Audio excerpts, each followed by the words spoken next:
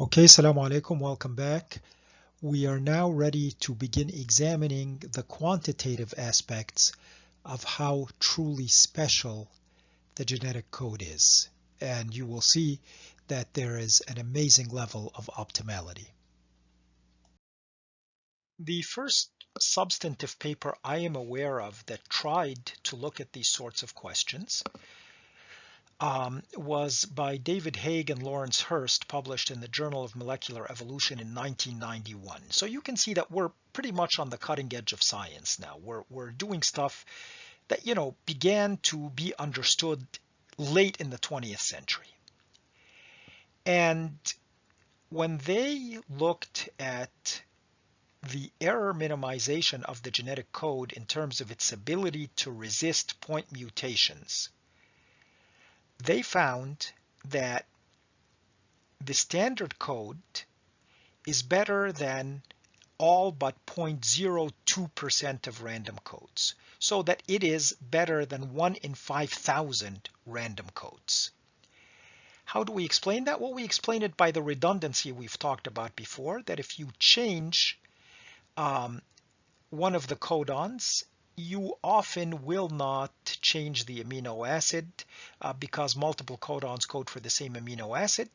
And the question becomes, if I want to look at the structure of proteins with polar amino acids that have charge and amino acids that are not charged and things that would affect the ultimate structure of proteins if a mistake happened, the first analysis suggested that the standard genetic code was extremely efficient, better than 0.02% of randomly generated codes, but this was looking just at point mutations, single base pair changes.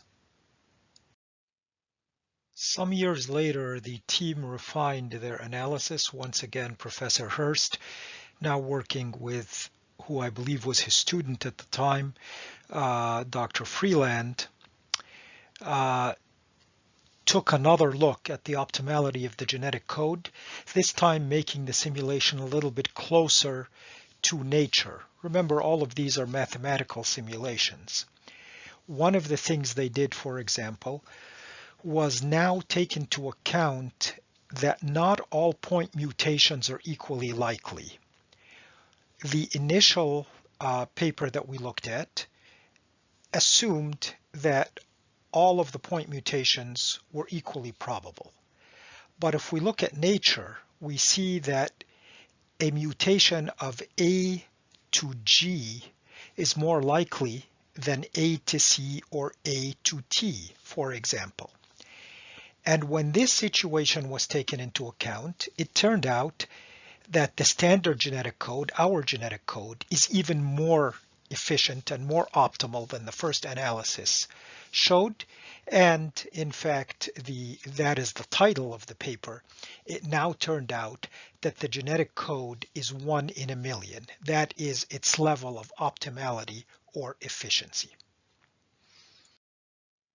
Now let's take a look at a little bit more detail. And remember Darwin's quote at the beginning, that when he looks at the details, he doesn't see evidence of design.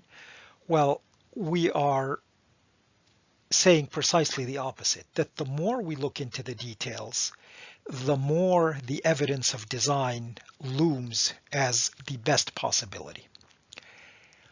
We have discussed point mutations. Now it's time to broaden our scope and state that those are not the only sorts of mutations in DNA.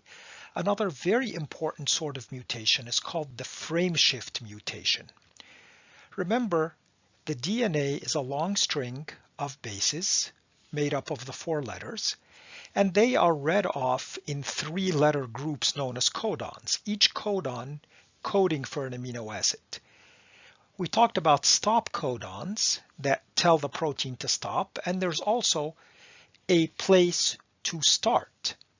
But what if we shift over by 1 base pair, by 1 letter, and start in the wrong place? That's known as a frameshift mutation. So if you take a look at this diagram, we see what a normal translation would be. For example, we begin with the three-letter codon ACG, and then we go to AGG, and ACG is for threonine and AGG is for arginine, and that would be the order of the amino acids in the protein. But what if we make a mistake and shift over by one letter and then start taking triplets? Well, you see then that the amino acids get totally messed up. They're completely different amino acids.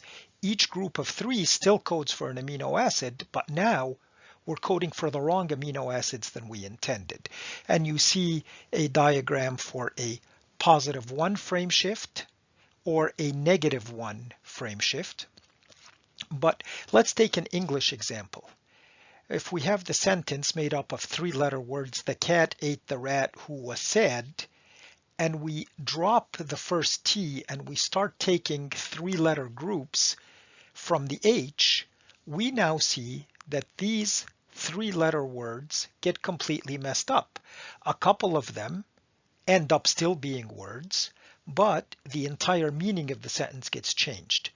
Now, with DNA and RNA and amino acids, things are a little bit different because each three-letter word makes sense, but you can see that the order of the amino acids gets entirely changed. So the DNA is not only prone to point mutations, it can also undergo frame shift mutations. And the question becomes, how good is the standard genetic code at resisting frame shift mutations? That if a frame shift mutation occurs, how likely am I to still get the same protein or a very close protein that can still be functional, fold in the same way, and so forth? And how does this standard code that we have compare to the other possible codes that could have been? So here I'm showing you a paper that undertook this analysis. And look, this paper is from May 2018, so you can see that this is really now the cutting edge of science.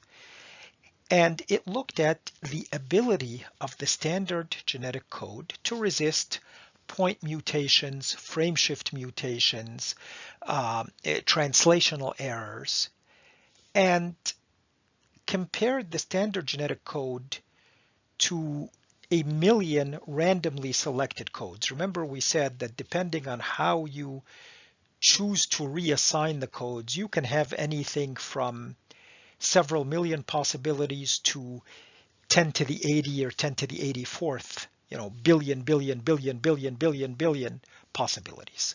But in any case, if you take a lot of these random genetic codes and analyze them for efficiency, and analyze how good they are at resisting, or not really resisting, but correcting for, being unaffected by point mutations, frame shift mutations, and so forth, we see a very interesting result.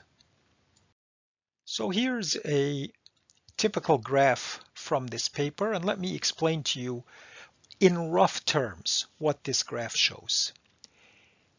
It is looking at different types of possible errors or mutations, and it looks at the natural genetic code versus 1 million randomly selected codes, which could have been our genetic code, and looks at sort of some measure of the error or the cost of these mutations on the code. And if you look at the 1 million different randomly selected codes, you see that they form a distribution, sort of a bell curve.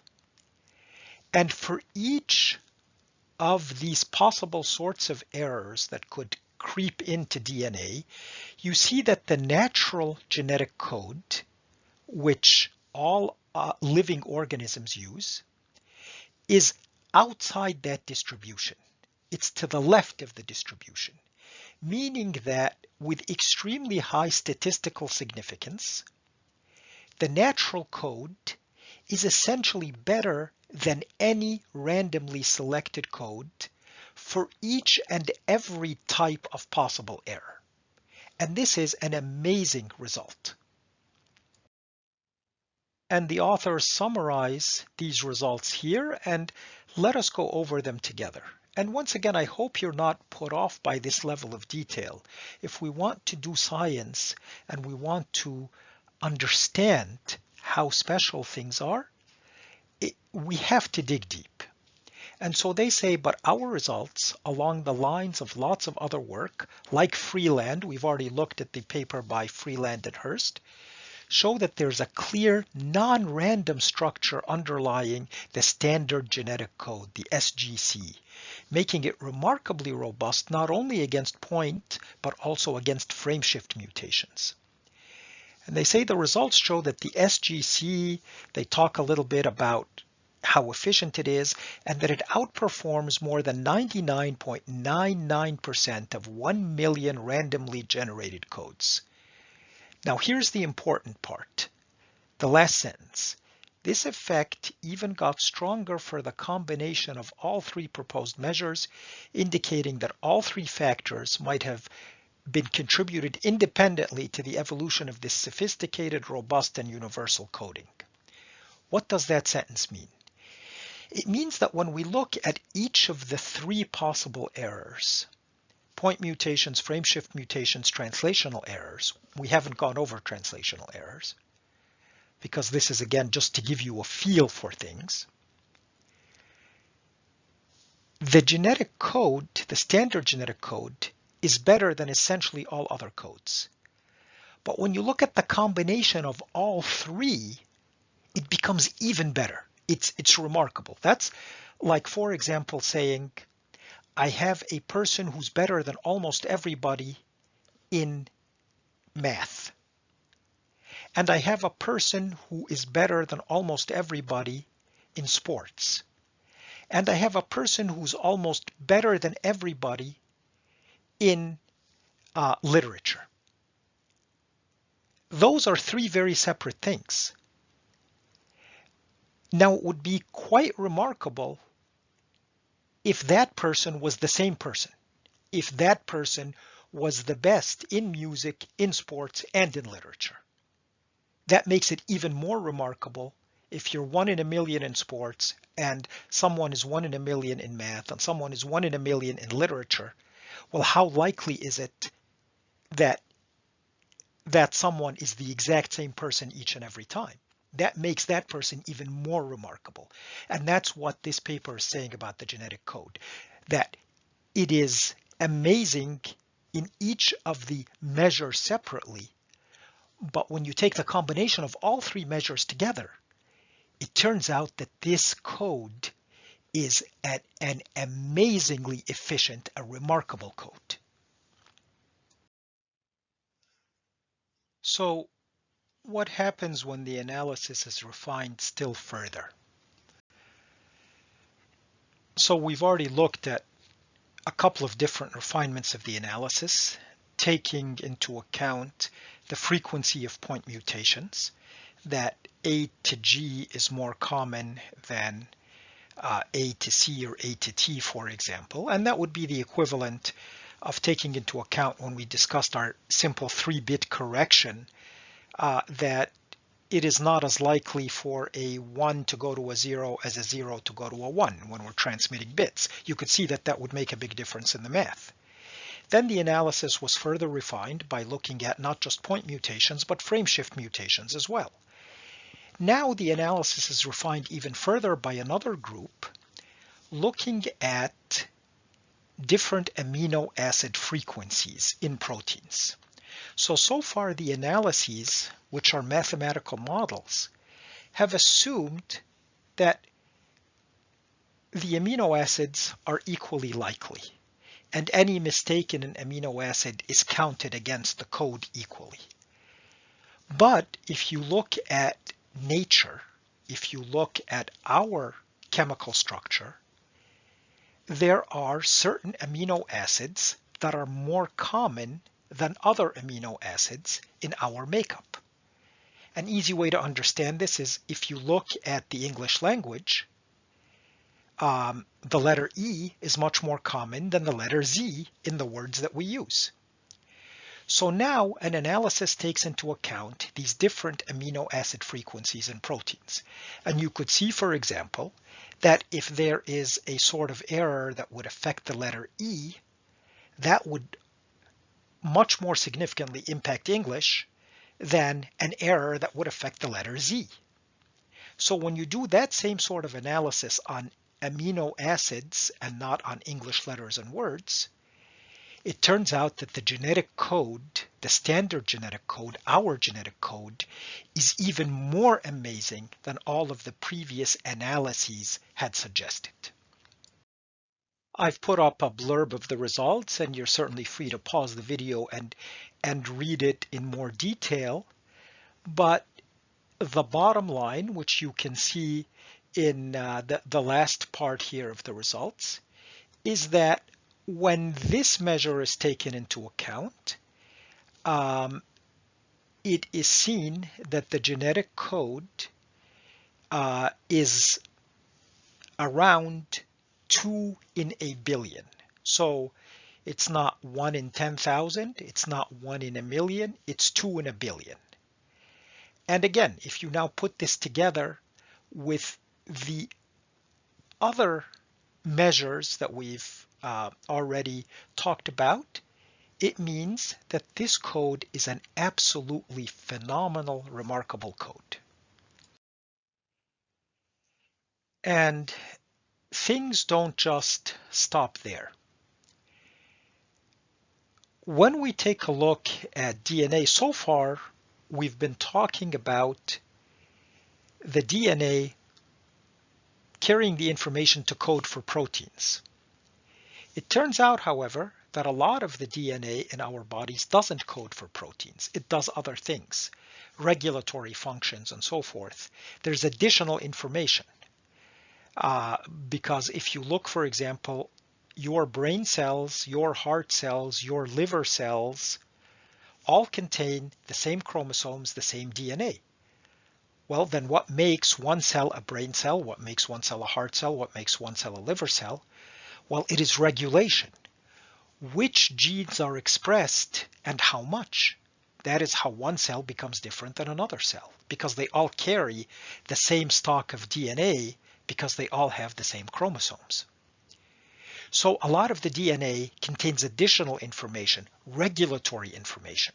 So when we're going to look at the efficiency of DNA, of the standard genetic code, we don't just want to look at how will proteins be affected by the various types of mutations.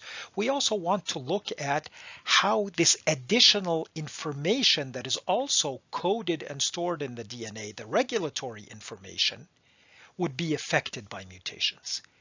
And it turns out that our standard genetic code is also, this paper says, nearly optimal for allowing additional information to be stored within the protein coding sequences.